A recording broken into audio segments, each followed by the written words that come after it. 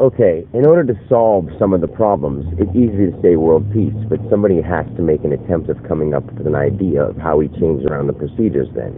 If we were to get rid of jail systems, if somebody does a crime that we all mutually agree is something we would consider to be wrong, because we are allowed to hold on to our human experience, but we have to make up human rules that make complete sense to everyone to live harmoniously. Locking someone up in a cage, no matter how bad of a crime they do, isn't going to be something we do. You know how we have in-home health care? Well, we can still have people who want to be police officers, but their job's going to be a lot of fun, because for shifts, they're going to have to, say somebody murders somebody. And this sounds really crazy, but the family will also learn how to accept, and the convict will also learn how to empathize.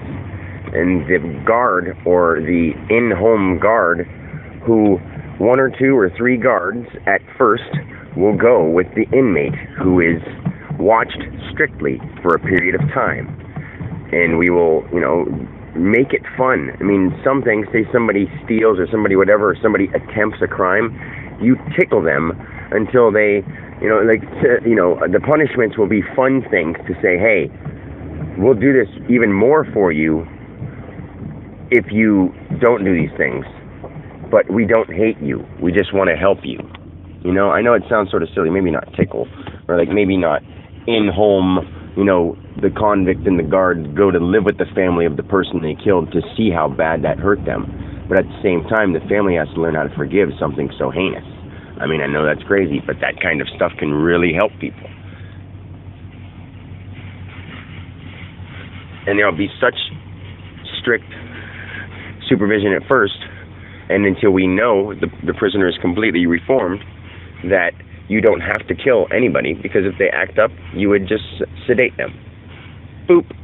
And they would just pass out. And then when they wake up, you'd be like, hey, you got to calm down, all right? Blah, blah, blah. It might seem whatever, but it's not that hard. We don't have to rule with brute force. Don't even rule. How about we manage ourselves, manage each other in individual form, but as whole form, we manage ourselves by, we manage ourselves by not harming, but helping, no matter what form or position. If the family isn't ready to accept, or they're having a hard time and they want to hurt the convict, the same thing goes for them. I know it sounds harsh, but it'll be fun. When you get zapped out, you go on a little fun trip, to any dimension you want. We'll be able to do all kinds of stuff to a point where you won't imagine, and people won't even want to cause harm, because if they wanted to cause harm, and they can do it in a harmonious way, as silly as that sounds, they can go to another plane and do it in a comical way. And we'll know which plane is which plane, because we can measure stuff. With the level of intelligence we have now, as long as we don't make it intelligence that can think for itself, we can keep developing computer programs. With our knowledge, we don't put any programs that it can outsmart us, because we are the ones who are now, when God took the form of man, they were looking for someone like me who God could embody. I know it sounds pretty crazy to say, but that's what they were looking for. So, and I'm not trying to say I rule, because I don't want to rule. People say God rules and God's just horrible, whatever. Well, all along I haven't been trying to rule and be horrible. I've just been trying to find one of you guys. Find one of you. Now Dan has this big, responsibility of dealing with the fact that in search of him, even though it could have been anyone else. So it was in search of anybody. But during the search for him, the chosen one, all those people got killed. So indirectly, it was all my fault.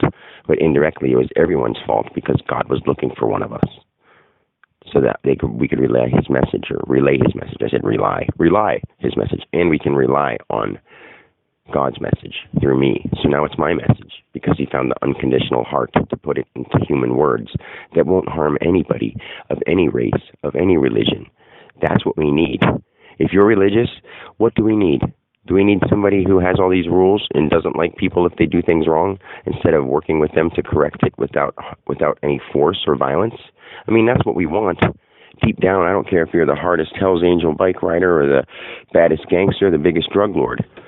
There's no reason to kill anybody for any of the things you want, especially if you learn that you can do any of them without harming anybody. And especially if you learn you can do any of them without getting even hurt. You can go on a drug trip and experience what it would be like to be on that drug without taking the drug and harming your body. We'll be able to figure that stuff out. Isn't that cool? Or we'll be able to develop one's versions of them that you can use to actually really take and have the physical experience that are clean and pure and healthy for you, that will make your mind grow, that can help you save the memories of those little planes you go on, because we'll be doing focus exercises that help you remember stuff. I mean, I'm telling you, this isn't stuff I'm just making up. This is stuff that I can really help create and write the programs for, so that we can all become smarter and harmonious. I mean, this is amazing stuff. You guys are going to be astounded by the things I have in my mind. Anyway, guys, I love you. I got to go to work. Talk to you later, of course.